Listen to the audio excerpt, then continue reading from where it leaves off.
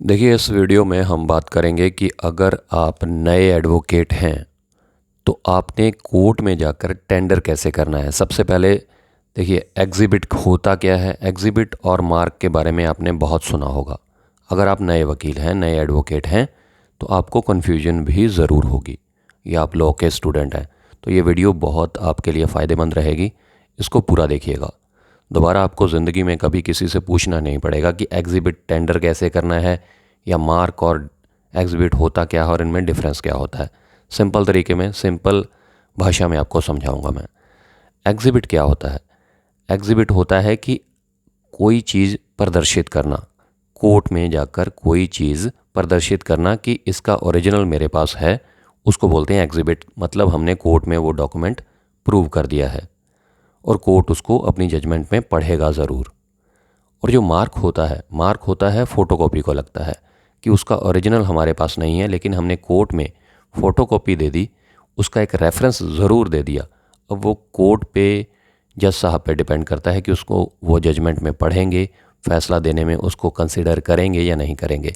Mark की उतनी value नहीं होती है जितनी एग्जिबिट की वैल्यू होती है। तो यहाँ तक आपको क्लियर हो गया कि मार्क और एग्जिबिट क्या होता है और इनमें डिफरेंस क्या होता है। ये हमेशा ओरिजिनल को लगता है और जो फ़ोटोकॉपी होती है उसको हमेशा मार्क लगेगा।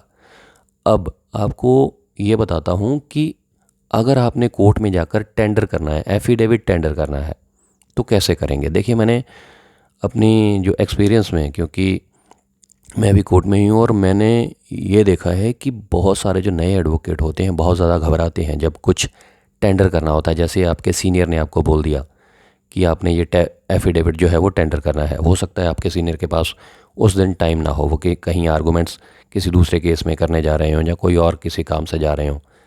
तो अगर आपको उन्होंने ये रिस्पॉन्सिबिलिटी दे दी कि ये गवाह है, इसका चीफ एग्जामिनेशन इन चीफ करवाना है कोर्ट में, और ये एफिडेविट आपने कोर्ट में जाकर टेंडर करना है, तो किस तरीके से कर सकते हैं। सिंपल है, कोई बहुत ज़्यादा आपको परेशानी की ज़रूरत है नहीं है, ज़्यादा दिमाग लगाने की ज़रूरत नहीं है। एक बार अच्छे से समझ लेंगे तो बड़ा आसान लगेगा आपको, क्योंकि सारी ज़िंदगी आपने, अगर आप वकील हैं, एडवोकेट हैं, तो सारी ज़िंदगी आपने यही काम करना है, आपने एफिडेविट ही टेंडर करने हैं।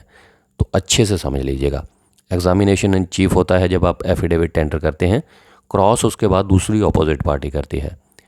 तो टेंडर कैसे करना है, मान के चलिए आप प्लेंटिफ के वकील हैं। अब पहले तो ये कंडीशंस आपको मैं समझा देता हूँ। ज़्यादातर ये 4 कंडीशंस होती हैं। जो सिविल सूट होता है उसको बोला जाता है, जो सिविल सूट फाइल करता है उसको बोला जाता है प्लेंटिफ। मतलब जिसने प्लेंट लगाई, जिसने कोई केस किया, उसको बोलते हैं प्लेंट। जो उसने केस किया होता है, जो उसकी प्लीडिंग्स होती हैं, जो उसने रिलीफ मांगा होता है, उसको प्लेंट बोला जाता है। इसीलिए वो केस लगाने वाले को प्लेंटिफ बोलते हैं। जो जिसने केस लगाया है और जिसके खिलाफ केस लगाया है उसको क्या बोलते हैं? डिफेंडेंट। तो ये सिविल सूट में हो गया। अब कुछ पटिशन्स होती हैं, जैसे कि रेंट पटिशन हो गई, तो उस तरीके से जिसने पटिशन लगाई वो हो गया पटिशनर, और जिसके खिलाफ लगी वो कौन हो गया? रिस्पोंडेंट। उसी तरीके से कुछ कंप्लेंट्स होती हैं, जैसे क्रिमिनल कंप्लेंट्स हो गई, तो उसमें जिसने कंप्लेंट लगाई वो हो गया कंप्लेनेंट, और जिसके खिलाफ लगी वो हो गया अक्यूज्ड। ये आपको मैं जुडिशियल लैंग्वेज बता रहा हूँ जो कि लिखी जाती है फाइल्स के अंदर। तो आपको ये पता होना चाहिए कि अगर कंप्लेंट है तो उसमें कंप्लेनेंट बोला जाएगा, अगर कोई पटिशन है तो पटिशनर बोला जाएगा, और ऑपोजिट पार्टी को रिस्पोंडेंट बोला जाएगा। बहुत सारे वकीलों को यही नहीं पता होता है। तो वो जो स्टेट केस होते हैं उसमें जो स्टेट की तरफ से गवाह आते हैं उनको बोला जाता है कि ये प्रोसिक्यूशन के गवाह हैं। प्रोसिक्यूशन, जिसमें सरकारी वकील प्रोसिक्यूशन को, मतलब सरकारी वकील जो हैं वो एग्जिबिट वगैरह लगाते हैं, और जो प्राइवेट वकील होते हैं वो अक्यूज़ की तरफ से होते हैं, प्रोसिक्यूशन की तरफ से भी हो सकते हैं। तो ये 4 सिनेरियो होते हैं मोस्टली जो आपको देखने को मिलेंगे कोर्ट में। अब यहाँ तक तो आप समझ गए। अब बात करते हैं कि अगर टेंडर करना है तो वो कैसे करेंगे। सिंपल तरीके में, सिंपल लैंग्वेज में बताऊंगा आपको। देखिए, अगर मान के चलिए आप प्लेंटिफ के वकील हैं और आपको आपके सीनियर ने बोल दिया कि आपने कोर्ट में जाकर टेंडर करना है, तो आप कहाँ जाएंगे? कोर्ट में रीडर के पास। या तो रीडर के पास जाएंगे या स्टेनो के पास जाएंगे। अब आप वहाँ पर गए और आपने क्या किया कि वहाँ पर एफिडेविट दे दिया कि मुझे ये टेंडर करना है। तो उसको एग्जिबिट लगाना कैसे है वो आपको मैं सिंपल तरीके में बताता हूँ। देखिए, अगर आप जैसे प्लेटिफ के वकील हैं तो उसमें आपने, अगर आपका गवाह पहला गवाह है उस केस में, तो आपने क्या लिखना है, PW1, क्योंकि ये प्लेंटिफ का पहला गवाह है। तो आप क्या लिखेंगे एफिडेविट के ऊपर, PW1। कोर्ट को ये बताना है कि ये हमारा पहला गवाह है। तो PW1 लिख दिया आपने एफिडेविट के ऊपर। उसके बाद आप रेड पेन से उसके ऊपर एक एग्जिबिट लगाएंगे। एग्जिबिट को क्या लिखेंगे, एग्जिबिट पूरा नहीं लिखना होता है, बस EX वहाँ पे डॉट लगा दीजिएगा और यहाँ पे साथ में जैसे मैंने PA लिखा है तो उसको PA लगा दीजिएगा। समझ गए, क्लियर हो गया आपको। जो आपके पास एफिडेविट है आपके हाथ में है, जो आप अपने साथ कोर्ट में गवाह लेकर गए हैं, उसका आपने लगाना है PW1 और उसके एफिडेविट को एग्जिबिट PA लगा देना है रेड पेन से और उसकी डेट डाल देनी है। जैसे आज की तारीख है तो वो आपने वहाँ पर लिख देनी है। ये क्लियर हो गया। जैसे आज 16 मई है, 16 मई यहाँ पे लिख दीजिएगा, 16 मई 2025। अब उसके साथ आपके साथ जो एफिडेविट है आपके पास, उसके साथ कुछ डॉक्यूमेंट्स भी हैं। मान के चलिए कोई फ़ोटोग्राफ है, ओरिजिनल फ़ोटोग्राफ है तो उसको एग्जिबिट लगाना है, या आधार कार्ड है आपके पास ओरिजिनल भी है उसी गवाह का, या आपके पास कोई बिल है, कोई दुकान का बिल है या बिजली का बिल है, उसको भी एग्जिबिट लगाना है। तो क्या करना है आपने, उस पर लिख देना है। ये तो आपको एफिडेविट के ऊपर हो जाएगा, PW1 और एग्जिबिट PA लग गया उसको। अब जो आपका डॉक्यूमेंट है, मान के चलिए फ़ोटोग्राफ है, तो उस पर क्या लिख देंगे आप, एग्जिबिट, उसी तरीके से EX लिख के PW1, क्योंकि PW1 का एग्जिबिट है, ये डॉक्यूमेंट है, PW1/1 उसका पहला डॉक्यूमेंट। अगर दो डॉक्यूमेंट है, मान के चलिए दो फोटोग्राफ हैं, तो एग्जिबिट PW1/2, पहले को PW1/1, दूसरे को PW1/2। अगर 10-15 हैं तो उसी तरीके से चलेगा। जैसे 10 फोटोग्राफ हैं, PW1/1, PW1/2, तीसरी फ़ोटो को क्या लगेगा, एग्जिबिट PW1/3। तो इस तरीके से आपने एग्जिबिट लगा देने हैं अगर आप प्लेंटिफ के वकील हैं। तो अगर आप डिफेंडेंट के वकील हैं फिर क्या होगा, तो वो भी मैं आपको क्लियर कर देता हूँ। कुछ नहीं करना है। अगर आप डिफेंडेंट के वकील हैं जिसके खिलाफ केस लगा है, तो P की जगह क्या कर देना आपने, D। बाकी सारा कुछ वैसे ही चलेगा। D से डिफेंडेंट, DW1 आपका अगर पहला गवाह है, अगर दूसरा गवाह होता है तो फिर DW2। अब भाई मान लेते हैं कि आपका पहला गवाह है, तो DW1 एग्जिबिट को क्या लगेगा, एग्जिबिट PA था, वहाँ पर DA बना देंगे इसको। तो एग्जिबिट को क्या लगाएंगे, DA। ये प्रैक्टिकल मैं आपको बता रहा हूँ, जैसा कोर्टों में चलता है, जैसा कोर्ट्स में चलता है, कचहरी में चलता है, तो आपको दिक्कत नहीं आएगी। सारी ज़िंदगी आपने यही काम करना है, तो अच्छे से समझ लीजिए। इसका रट्टा नहीं लगाना है आपने, इसको समझना है दिमाग में बिठाकर। अब जो डॉक्यूमेंट्स थे, पहले तो आप प्लेंटिफ के वकील थे, आप डिफेंडेंट के भी हो सकते हैं, कुछ केसेस में आप डिफेंडेंट के भी वकील होंगे। तो उसके डॉक्यूमेंट्स को क्या करेंगे, जो उसके साथ एफिडेविट के साथ आपने डॉक्यूमेंट देने हैं, फ़ोटोग्राफी मान लेते हैं, एग्जांपल मान लेते हैं, या बिल मान लेते हैं कि बिजली का बिल है, तो उस दो बिल हैं, तो उसको क्या करेंगे, DW1। पहले PW1 लगाया था क्योंकि प्लेंटिफ के वकील थे आप, प्लेंटिफ का गवाह था। DW1/1 क्योंकि पहला है डॉक्यूमेंट। अगर दो डॉक्यूमेंट हैं, कोई दो फोटोग्राफ हैं या दो बिल हैं, तो DW1/2। उसी तरीके से अगर दूसरा गवाह है, ये तो पहला गवाह था, तो DW2 आ जाएगा। DW2 क्योंकि ये दूसरा गवाह है, पहला गवाह आपका हो चुका है, तो हो सकता है आप दो से ज़्यादा भी गवाह कराएं, तो DW3, DW4। अब पहले तो आपने DA लगाया था क्योंकि आपका पहला गवाह था, दूसरे गवाह को एग्जिबिट को क्या करेंगे आप, तो DA तो ऑलरेडी लग चुका है, तो दूसरे गवाह को लगा दीजिएगा आप DB मतलब दूसरा गवाह है आपका। तो यहाँ पर अगर कोई फ़ोटोग्राफ है या कोई और डॉक्यूमेंट है जो ओरिजिनल है जिसको एग्जिबिट आपने लगाना है, तो क्या करेंगे आप, DW1 का था पहले तो, अब DW2 की गवाही चल रही है, DW2 का एफिडेविट दे रहे हैं, तो यहाँ पर DW2 आ जाएगा, DW2/1 उसका पहला डॉक्यूमेंट। अगर कोई और दूसरा डॉक्यूमेंट है तो DW2/2, अगर कोई तीसरा भी है तो DW2/3। तो ये तो सिविल सूट का आपको क्लियर हो गया। अब बात कर लेते हैं जो पटिशन्स होती हैं उनमें कैसे होगा, उसके बारे में आपको मैं क्लियर कर देता हूँ। देखिए जो पटिशन्स होती हैं वो भी आपको प्लेंट, जैसे जो प्लेंटिफ के आपने एग्जिबिट लगाए थे सेम टू सेम वैसे ही लगाने हैं। जैसे रेंट पटिशन है, आप पटिशनर की तरफ से हैं जिसने रेंट पटिशन लगाई है, उसके वकील हैं, तो सिंपल उसको PW1 लिखना है अगर पहला गवाह है। अगर दूसरा गवाह है तो क्या लिखेंगे, PW2। एग्जिबिट को क्या लगाएंगे, एग्जिबिट PA अगर पहला गवाह है। अगर दूसरा गवाह है तो एग्जिबिट PB। अगर तीसरा है तो एग्जिबिट PC। तो ये तो एफिडेविट के ऊपर लिखना है, एक एफिडेविट जो होता है। अगर एफिडेविट के पास साथ में कोई डॉक्यूमेंट है, कुछ भी है, कोई अगर रेंट पटिशन है तो कुछ ना कुछ रेंट से रिलेटेड कोई एग्रीमेंट होगा या कुछ भी, उसको क्या लगाएंगे, उसको एग्जिबिट लगाना पड़ेगा। तो क्या होगा, उसको लगा देंगे आप, अगर पहला गवाह है तो एग्जिबिट PW1/1। अगर साथ में कोई और भी डॉक्यूमेंट है, कोई रिसिप्ट है या कुछ भी है या कोई फ़ोटोग्राफ है तो एग्जिबिट PW1/2। अगर कोई तीसरा डॉक्यूमेंट है तो एग्जिबिट PW1 यहाँ पर 3 हो जाएगा क्योंकि तीसरा डॉक्यूमेंट है। तो ये पहला गवाह हो गया। अगर कोई दूसरा गवाह है आपका तो PW1 की जगह हो जाएगा PW2, एग्जिबिट PA की जगह हो जाएगा PB। इस तरीके से आपने करना है। अगर तीसरा है तो PC। अब यहाँ पे कोई डॉक्यूमेंट है PW2 का, कोई डॉक्यूमेंट है तो एग्जिबिट PW2/1। अगर इसी का कोई और दूसरा डॉक्यूमेंट तो PW2/2। तीसरा डॉक्यूमेंट है तो PW2/3। तो सिंपल तरीका है। अब पटिशन के अंदर ही अगर आप रिस्पोंडेंट के वकील हैं, मान के चलिए कोई रेंट पटिशन है और आप हैं वहाँ पर रिस्पोंडेंट के वकील, तो फिर वहाँ पर क्या करेंगे, देखिए उस पर कुछ नहीं करना है आपने।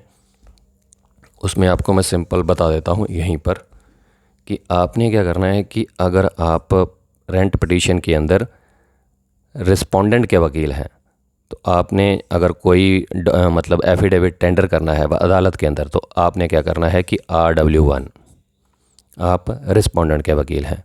एग्जिबिट को क्या लगाना है आपने, RA लगाना है आपने। कोई डॉक्यूमेंट है साथ में, एग्जिबिट लगाना है सब साथ में, एग्जिबिट RA। अगर कोई साथ में डॉक्यूमेंट है तो उसको क्या करेंगे, एग्जिबिट RW1/1। अगर कोई एक डॉक्यूमेंट है, अगर साथ में कोई दूसरा डॉक्यूमेंट है तो उसको क्या लगाना है आपने, एग्जिबिट RW1/2। तो रेंट पटिशन का भी आपका क्लियर हो गया। अब उसके बाद जो कंप्लेंट्स होती हैं, जो क्रिमिनल कंप्लेंट्स होती हैं, उनमें भी आप वकील हो सकते हैं क्योंकि आपको सभी केसेस के साथ डील करना पड़ सकता है। तो इसीलिए सारा कंसेप्ट जो है आपको मैं क्लियर कर दूंगा इस वीडियो में, पूरा देखिएगा। तो अब बात करते हैं कंप्लेंट्स की कि कंप्लेंट्स में आपने एग्जिबिट कैसे लगाने हैं। देखिए कंप्लेंट्स में क्या करना है कि आपने, अगर आपका पहला कोई गवाह है तो आपने एफिडेविट टेंडर करना है कोर्ट में जाके। तो आपने क्या करना है कि उसको लिखना है CW1 उसके एफिडेविट के ऊपर, और एग्जिबिट क्या लगाना है उसके एफिडेविट को, एग्जिबिट CA, कंप्लेनेंट का एफिडेविट CA।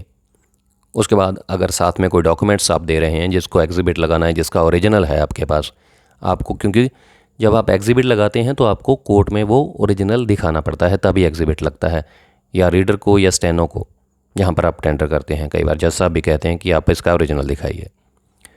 तो उसमें क्या करना है, एग्जिबिट CW1/1 किसी डॉक्यूमेंट को क्या लगाना है, एग्जिबिट, आपने एफिडेविट को तो CA लगा दिया, उसके साथ में कोई डॉक्यूमेंट है, कोई फ़ोटोग्राफ है या कोई और डॉक्यूमेंट है, कोई बिल है, कोई रिसिप्ट है, तो एग्जिबिट CW1, क्योंकि कंप्लेनेंट का पहला जो विटनेस है और उसका जो डॉक्यूमेंट है वो भी पहला डॉक्यूमेंट आपने एग्जिबिट किया है, तो CW1/1। कोई दूसरा डॉक्यूमेंट है जिसको एग्जिबिट लगाना है, CW1/2। अगर कोई दूसरा आप लेकर जाते हैं गवाह तो CW2 लगाइएगा उसको, यहाँ पर CA की जगह CB, उसी तरीके से चलेगा। और जो डॉक्यूमेंट्स हैं उसी तरीके से CW2/1, CW2/2। कहने का मतलब ये है कि सबसे पहले तो आपको ये क्लियर होना चाहिए कि रेंट पटिशन में जो आप पटिशनर है, जो केस लगाता है, जो पटिशन जिसने लगाई है, अगर उसके वकील हैं तो उसको पटिशनर बोला जाएगा। बहुत सारे वकीलों को यही नहीं पता कि plaintiff, defendant, petitioner, accused, respondent, ये कहाँ पर किस पटिशन में या किस प्लेंट में, किस केस में किसको क्या बोला जाएगा। तो ये चीज़ें क्लियर कर लीजिए कि मैंने आपको सारी क्लियर कर दी हैं। तो यहाँ तक हो गया। अगर कंप्लेंट में मान के चलिए आप अक्यूज़ के वकील हैं यहाँ पर तो हमने माना था कि आप कंप्लेनेंट के वकील हैं, अगर अक्यूज़ के वकील हैं तो उसमें क्या करेंगे। उसमें भी सिंपल आपने कुछ नहीं करना है, उसको मैं आपको लिख कर बता देता हूँ। इसमें आपने क्या करना है कि अगर आप अक्यूज़ की तरफ से हैं कंप्लेंट में, तो आपने एफिडेविट को लगाना है AW1, और आपने जो एफिडेविट के ऊपर एग्जिबिट लगाना है वो एग्जिबिट AA, जो अक्यूज़ का एफिडेविट है। उसमें साथ में अगर आपने कोर्ट में कोई एफिडेविट के साथ डॉक्यूमेंट्स भी देने हैं जिनको एग्जिबिट लगाना है, तो AW1/1, AW1/2 दूसरे डॉक्यूमेंट को। आपका कोई दूसरा गवाह भी आपने मतलब बुलाना है कोर्ट में, तो उसको क्या करेंगे AW2, और एफिडेविट को क्या करेंगे AB। उसी तरीके से अगर कोई तीसरा गवाह आता है तो AC, तो AW1 की जगह हो जाएगा AW2, क्योंकि AW2 दूसरा गवाह है, उसका कोई डॉक्यूमेंट है AW2/1। कोई दूसरा डॉक्यूमेंट आपने टेंडर मतलब एग्जिबिट लगाना है तो AW2/2। तो यहाँ तक आपको बिल्कुल क्लियर हो चुका है। अब बात करते हैं सबसे आखिरी पॉइंट की, जो कि स्टेट केसेस होते हैं। स्टेट केसेस के अंदर जो प्रोसिक्यूशन होता है, मतलब जिसकी तरफ से आप कह सकते हैं कि जो कंप्लेनेंट होते हैं उनकी तरफ से सरकारी वकील होते हैं, PP जिसको बोला जाता है, पब्लिक प्रोसिक्यूटर, वो एग्जिबिट लगाते हैं। आप अक्यूज़ की तरफ से वकील हो सकते हैं। आपको अगर डिफेंस में कोई गवाही देनी है स्टेट केस के अंदर, तो वहाँ पर आपको जो है एग्जिबिट लगाना पड़ सकता है। तो स्टेट केसेस के बारे में आपको बता देता हूँ मैं। देखिए, अगर स्टेट केस कोई चल रहा है तो जैसे मैंने आपको बताया कि सबसे पहले प्रोसिक्यूशन की गवाहियाँ होती हैं, मतलब स्टेट की तरफ से, मतलब कहने का यह है कि कंप्लेनेंट की तरफ से अक्यूज़ के खिलाफ जो गवाहियाँ होती हैं उनको बोला जाता है प्रोसिक्यूशन।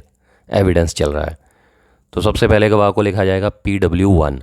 कोई भी पहला गवाह आता है स्टेट केस में तो PW1, उसको उसका जो चीफ़ एग्जामिनेशन है वो आप नहीं करवाते हैं, वो करवाते हैं सरकारी वकील, पब्लिक प्रोसिक्यूटर, कोर्ट में ही होते हैं वो। तो उनको वो ही एग्जिबिट करेंगे, एग्जिबिट P1 पहले किसी डॉक्यूमेंट को, जैसे FIR हो गई या कुछ और भी हो गया। और अगर कोई दूसरा डॉक्यूमेंट है चार्जशीट के अंदर, चालान के अंदर, तो एग्जिबिट P2। इसी तरीके से जो PP साहब होते हैं, जो पब्लिक प्रोसिक्यूटर होते हैं, सरकारी वकील होते हैं, उनको एग्जिबिट करना होता है। आप हो सकता है कि डिफेंडेंट मतलब अक्यूज़ के वकील हों, तो अक्यूज़ मतलब डिफेंस कि डिफेंस में आपने अक्यूज़ के डिफेंस में कुछ ना कुछ डॉक्यूमेंट देना है। जब प्रोसिक्यूशन एविडेंस बंद हो जाता है उसके बाद 313 होती है, उसके बाद आपको जो है अपनी गवाही करवाने का मौका मिलता है डिफेंस में। अदालत बोलती है कि अगर आप अपने डिफेंस में कोई गवाही करवाना चाहते हैं, तो मान के चलिए आप किसी स्टेट केस में किसी अक्यूज़ के वकील हैं और केस आ गया है डिफेंस की स्टेज पर, लास्ट स्टेज ही होती है जो आर्गूमेंट से पहले। तो फिर आपने क्या करना है कि अगर आपने कोई भी गवाह करवाना है तो यहाँ पर PW की जगह हो जाएगा DW, डिफेंस का पहला विटनेस, DW1। और जो एग्जिबिट आप किसी भी डॉक्यूमेंट को लगाएंगे तो एग्जिबिट D1, और कोई दूसरा डॉक्यूमेंट है तो एग्जिबिट D2, अगर कोई तीसरा है तो एग्जिबिट D3। तो इस तरीके से स्टेट केसेस में भी आप एफिडेविट में मतलब अपनी जो गवाही है उसमें किसी न किसी डॉक्यूमेंट को एग्जिबिट लगाना चाहते हैं तो इस तरीके से लगा सकते हैं। तो इस तरीके से मैंने आपको लगभग सारी चीज़ें क्लियर कर दी हैं। एग्जिबिट कैसे लगाना है आपको, आपने टेंडर कैसे करना है, अगर कोई सिविल केस है, कोई रेंट पिटीशन है, कोई क्रिमिनल कंप्लेंट है या स्टेट केस है। तो उम्मीद करता हूँ कि ये आपको कंसेप्ट काफ़ी क्लियर हो गया होगा। एग्जिबिट और मार्क होता क्या है, सिंपल तरीके से बता देता हूँ। फिर से पहले बता चुका हूँ कि एग्जिबिट अगर कोई आपके पास ओरिजिनल डॉक्यूमेंट है जो आपने कोर्ट में पेश करना है, तो आपको उसका ओरिजिनल दिखाना पड़ेगा, उसको प्रूव करवाना पड़ेगा। तो उसके बाद कोर्ट मान लेती है कि ये ओरिजिनल डॉक्यूमेंट है, जेन्युइन डॉक्यूमेंट है, और उसको जजमेंट में पढ़ा जाता है, तो वो होता है एग्जिबिट। जो मार्क होता है वो तब लगता है, उसकी वैल्यू उतनी नहीं होती है, वो सिर्फ एक रेफरेंस के लिए समझ लीजिए आप, क्योंकि उसकी फ़ोटोकॉपी ही आपके पास होती है, वो कोर्ट में आपने प्रूफ नहीं किया, ओरिजिनल आपने नहीं दिखाया। तो इस तरीके से अगर आप नए वकील हैं, अगर आपको ये कंसेप्ट अच्छे से समझना है तो एक बार में समझ में नहीं आएगा। इस वीडियो को 2-3 बार अच्छे से अगर आप समझ लेंगे ना, 2-3 बार देख लेंगे, तो आपको दोबारा किसी से पूछने की ज़रूरत नहीं पड़ेगी कि किस केस में किसको क्या बोलते हैं। ये जैसे कि प्लेंटिफ किसको बोला जाता है, डिफेंडेंट किसको बोला जाता है, अक्यूज किसको बोला जाता है, रिस्पोंडेंट किसको बोला जाता है, और उसमें टेंडर कैसे करना है, और एग्जिबिट क्या होता है, मार्क क्या होता है। वैसे जो अगली वीडियो है उसमें मैं आपको यही क्लियर करने वाला हूँ कि एग्जिबिट और मार्क होता क्या है डिटेल में, और एग्जिबिट प्रूव कैसे करना है, कोई डॉक्यूमेंट प्रूव कैसे करना है कोर्ट में जाकर। तो अगर नए वकील हैं या लॉ के स्टूडेंट हैं तो ये वीडियोस आपके लिए बहुत ज़्यादा फ़ायदेमंद रहने वाली हैं, तो इनको अच्छे से देख लीजिएगा। दोबारा आपको किसी से पूछने की ज़रूरत नहीं पड़ेगी। सिंपल भाषा में मैं आपको समझाने की कोशिश करूँगा हर वीडियो में। तो अगर आप पहली बार ये चैनल देख रहे हैं तो इस वीडियो को लाइक ज़रूर कीजिएगा। लाइक करेंगे ज़्यादा लोगों तक पहुँचेगी और मुझे भी हौसला मिलेगा। शेयर कर दीजिएगा और सब्सक्राइब कर लीजिएगा चैनल को। शुक्रिया, धन्यवाद। कमेंट करके ज़रूर बताइएगा ये वीडियो कैसे लगी। धन्यवाद।